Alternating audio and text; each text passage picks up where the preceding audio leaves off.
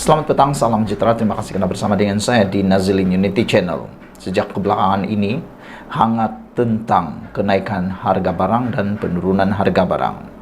Akhirnya, ayam dah RM7.79 sekilo, walaupun saja masih terus meratib harga barang naik.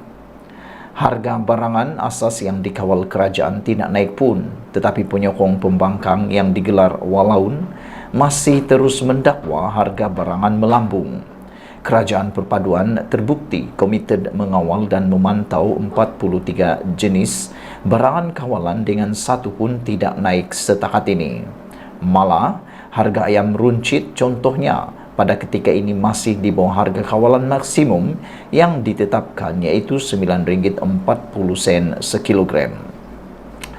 Menerusi perkongsian di laman Facebook, Menteri Komunikasi dan Digital Fahmi Fadzil mempersoal dakwaan sesetengah pihak kononnya harga barang naik. Ayam RM7.79 sekilogram dah ni, tang mana barang naik bidasnya. Dalam hantaran sama, Fahmi turut berkongsi harga ayam yang dimuat naik di laman Facebook Maidin Malaysia semalam. Kini harga ayam standard hanya RM7.79 sekilo. Sah di cawangan Maidin di Semenanjung je, tulis Maidin Malaysia. Sebelum ini pun warganet berkongsi harga ayam segar di kawasan masing-masing yang menunjukkan perbezaan ketara semasa pentadbiran Kerajaan Perikatan Nasional PN. Sebelum tertubuhnya Kerajaan Perpaduan susulan pilihan raya umum ke-15 PRU15 pada November tahun lalu, rakyat terutamanya golongan B40 dan M40 tertekan dengan lonjakan mendadak harga bahan makanan terutama barang basah. Sekitar awal April 2021 lagi, iaitu menjelang Ramadan, penternak dilapor mula menaikkan harga sekaligus, menyebabkan peniaga tidak mempunyai pilihan untuk menaikkan harga runcit ayam. Kenaikan harga ayam berlaku banyak kali dan mencanak, sehingga RM14 sekilogram didorong antara lain faktor peningkatan kos operasi pengeluar termasuk kenaikan harga dedak. Selain itu, pengeluar ketika itu dilapor masih bergelut mengisi tenaga kerja asing di ladang-ladang ternakan ayam selepas akibat pandemik COVID-19. Walau bagaimanapun, pemimpin PN dilihat tidak cakna dengan bebanan dihadapi rakyat ekoran kenaikan harga bahan makanan. Pemimpin PAS Datuk Dr. Nik Muhammad Zawi Saleh yang ketika itu adalah Timbalan Menteri Pertanian dan Industri Makanan II menganggap harga ayam ketika itu masih rendah. Dia malah menyifatkan ayam dijual paling murah di negara ini berbanding negara-negara jiran, selain menafikan kenaikan harga ayam di pasaran berpunca daripada dominasi kartel. Bukan sahaja ayam dan barangan basah lain seperti sayuran naik harga semasa kerajaan PN, minyak masak di pasaran juga naik mendadak puluhan ringgit. Saudara-saudara sekalian, berkaitan dengan itu, pada 14 Julai, cerita tentang harga ayam segar makin murah, zaman PN cecah hingga RM14 sekilogram. Harga ayam segar menunjukkan penurunan sehingga RM8.99 sekilogram berbeza semasa pentadbiran Kerajaan Perikatan Nasional PN. Seorang pengguna, Najib Bakar, hari ini berkongsikan situasi yang dapat meringankan beban kos sara hidup rakyat itu. Harga ayam turun di pasaran Hero. Sebelum ini RM9.39 sekilogram. Hari ini dah jadi RM8.99. Katanya merujuk pada harga barang makanan tersebut di pasar yang mempunyai 30 cawangan di seluruh Semenanjung Malaysia itu. Beliau juga berpendapat harga bekalan ayam masih rendah semasa Kerajaan Perpaduan ini tidak seperti tahun lalu yang melonjak berbelas ringgit sekilogram. Apapun, kedua-dua harga ini murah dari zaman PN yang cecah RM12 hingga RM14 sekilo, katanya menerusi hantaran di Facebook kedai apa turun harga hari ini ke Tuhar. Hal sama dikongsikan oleh seorang pengguna yang juga peniaga makanan, Siti Aisyah. Ayam dah turun lagi 1 kilogram RM RM8.50, kata pembekal kepadanya. Sebelum tertubuhnya Kerajaan Perpaduan susulan PRU15 pada November lalu, rakyat terutamanya golongan B40 dan M40 tertekan dengan lonjakan mendadak bahan makanan terutama barang basah.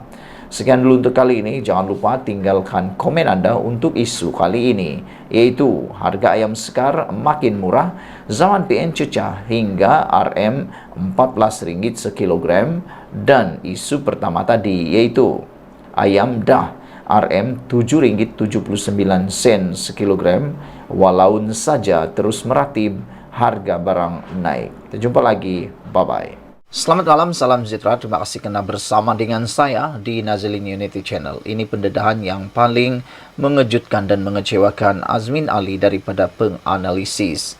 Prestasi merosot Azmin hanya liability buat Perikatan Nasional, kata Amiruddin. Apa pendapat kamu semua tentang isu kali ini yang dipetik daripada Malaysia Kini? Prestasi merosot Azmin hanya dilihat liability buat Perikatan Nasional.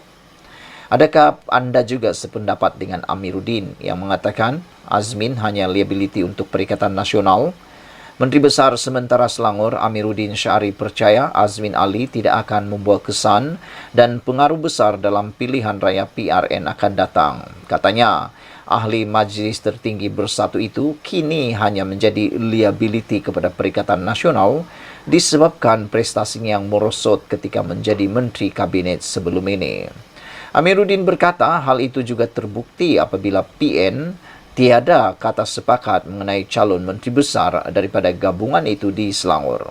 Ketidakjelasan ini menunjukkan bahawa sebahagian besar pimpinan dan anggota Perikatan Nasional menganggap Azmin sebagai liability kepada gabungan disebabkan prestasinya yang mundur sewaktu menjadi menteri dalam Kerajaan Perikatan Nasional, katanya kepada Malaysia Kini.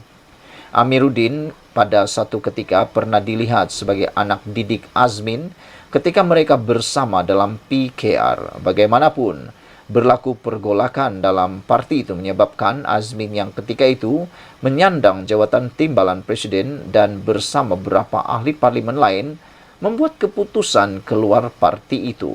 Langkah yang dikenali sebagai langkah Sheraton itu membawa kepada kejatuhan Kerajaan Persekutuan yang dipimpin Dr. Mahathir Mohamad.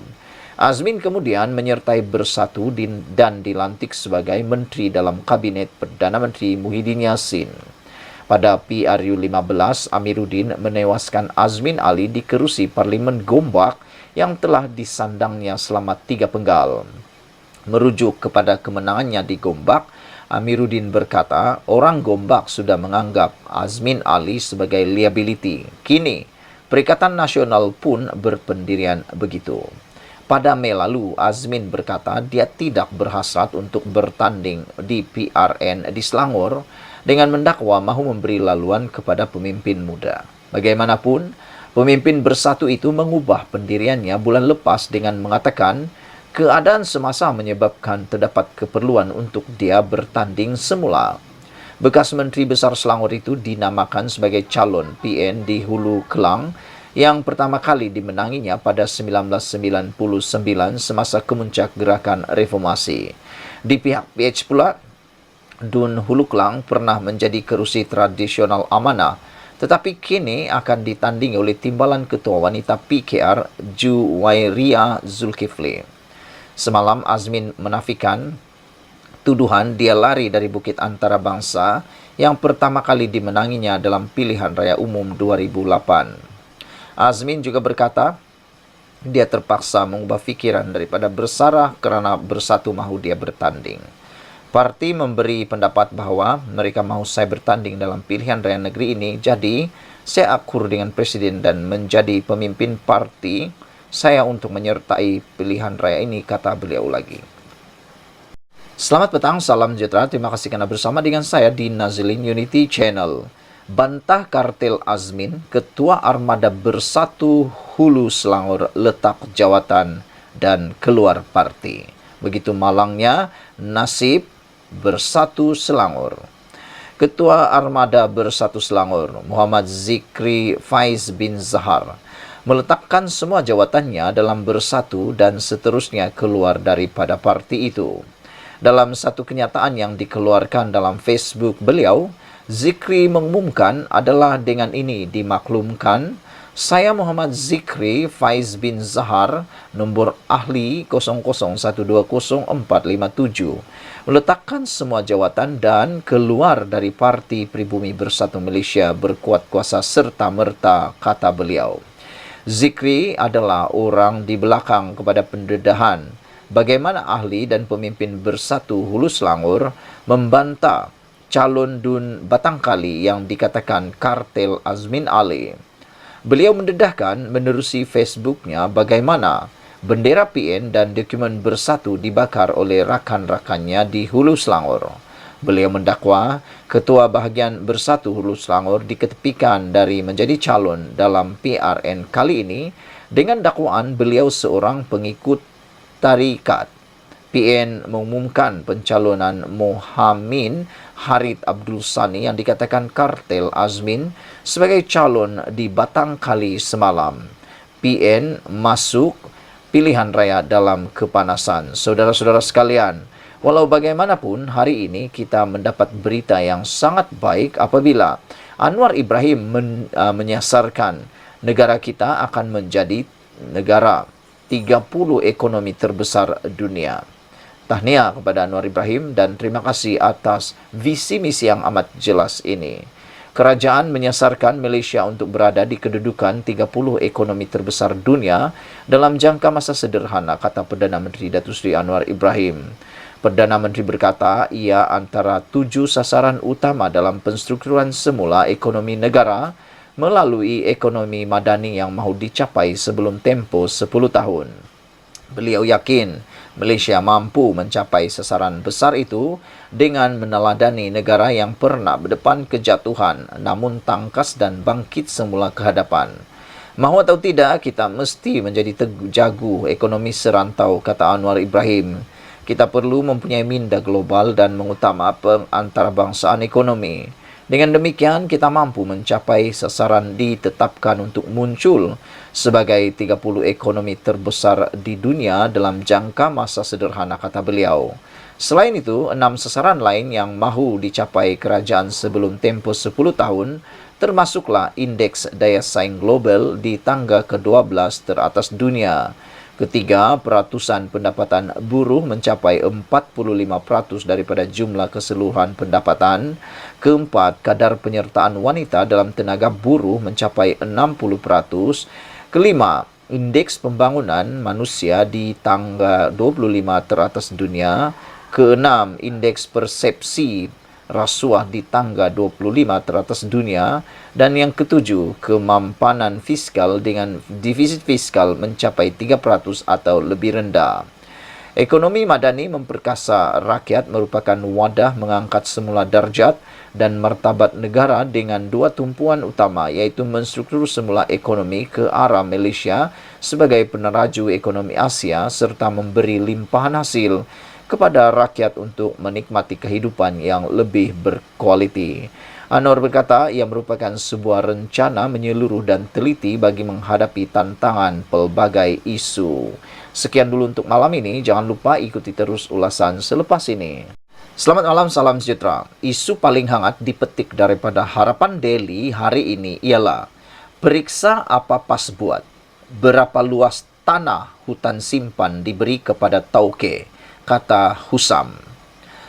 Pengerusi Save Kelantan, Datuk Husam Musa, mengingatkan rakyat negeri itu supaya melakukan semakan terhadap pentadbiran kerajaan yang diterajui PAS. Beliau menegaskan PAS bukannya memperjuangkan Islam seperti yang dicanang, sebaliknya sekadar mahu mendapat kuasa. Sehubungan itu, bekas pengerusi jawatan kuasa perancang ekonomi, kewangan dan kebajikan negeri Kelantan pada tahun 2008 hingga 2013 itu berkata, keputusan pada pilihan raya nanti berdasarkan pembangunan yang dilakukan. Semata-mata nafsu nak jadi kerajaan, nak jadi menteri, tidak ada kena-mengena dengan fasibilillah, menegakkan nama Allah. PRN ini pilih bagaimana untuk kita membangunkan negeri kita, kata beliau. Kita kena periksa apa PAS buat. Buka buku rekod 5 tahun lalu semasa memerintah Kelantan sebelum memberi amanah untuk 5 tahun lagi. Berapa luas tanah-tanah hutan simpan diberi kepada tauke-tauke bukan anak Kelantan dan bukan kaum Melayu, katanya dalam ceramah perpaduan di Jeli baru-baru ini. Sebelum ini, Husam lantang membangkitkan isu tebangan balak secara haram di dalam kawasan hutan simpan kekal di Gua Musang. Mengulas lanjut, beliau menyifatkan PAS hanya menjadikan Islam sebagai senjata politik, bukannya memperjuangkan Islam walaupun apabila dapat menjadi kerajaan. Ditakdirkan Allah PAS jadi kerajaan Malaysia, Menteri Undang-Undang ialah setiausaha PAS sendiri, Menteri Agama ialah naib Presiden PAS sendiri. Apa yang telah mereka lakukan dalam memperjuangkan Akta 3455 ini? Berakhir dengan 355 tidak pernah menjadi akta sama ada ketika PAS membawa usul persendirian hingga apabila menjadi kerajaan. Takdir Tuhan, kerajaan di anggota PAS jatuh. Sekarang tiada orang cakap pasal RUU 355. Bermakna undang-undang syariah ini di bawah kepimpinan Datuk Ahmad Yaakob hanya dijadikan senjata politik, bukan niat ikhlas untuk melaksanakan undang-undang Islam, kata Husam lagi. Yang lebih menarik lagi ialah apabila tular di media sosial, siapa kata parti Islam ini jahat itu adalah Dajjal. Itu ucapan daripada seorang wanita dalam kepimpinan PAS. Coba berfikir, PAS dilihat, cara berfikir PAS dilihat makin parah. Lebih-lebih lagi menghampiri pilihan raya di 6 negeri apabila menggelar pihak yang tidak bersama parti itu sebagai Dajjal. Dipetik daripada Harapan Daily. Fahaman politik melampau itu dibuktikan dengan tularnya sedutan ceramah seorang pemimpin wanita PAS dalam satu majlis di Kelantan. Muslimat PAS berkenan dilihat lantang mengaitkan Dajjal yang akan muncul pada akhir zaman sebagai tanda hampirnya kiamat itu dengan pengkritik PAS. Siapa kata parti Islam tak molek? Siapa kata parti Islam ini jahat? Siapa kata parti Islam ini tak boleh memerintah? Itu adalah Dajjal, kata beliau. Dajjal ini ada banyak pesen jenis, tegasnya. Begitu garang. Menurut pejabat mufti wilayah persekutuan, di antara fitnah terbesar yang akan dihadapi pada akhir zaman adalah kemunculan Dajjal. Dajjal secara umum bermaksud penipu, pembohong dan pendusta yang suka menyebarkan pembohongan sehingga dipercayai oleh orang ramai. Sekian dulu untuk kali ini. Jangan lupa tinggalkan komen Anda, tekan butang subscribe. Kita jumpa lagi. Bye-bye.